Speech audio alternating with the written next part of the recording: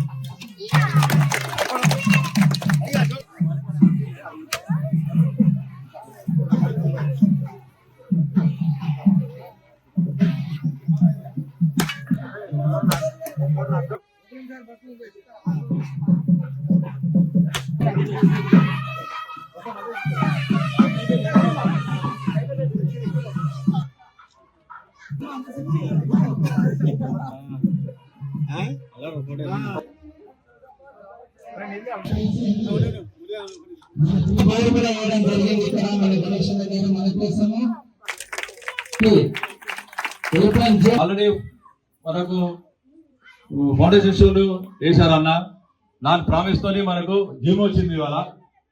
Actually first of all మొత్తం ఈ complete ఎంత ఉన్న గాలిలో ఈ పైసలు అంతా ఆయన ఇప్పించారు మాకు ఫస్ట్ టైం. మరి ఆయనగా మనం వచ్చి మనం ఎప్పుడో కూర్చున్నప్పుడు అందరం చాలా చాలా థ్యాంక్స్.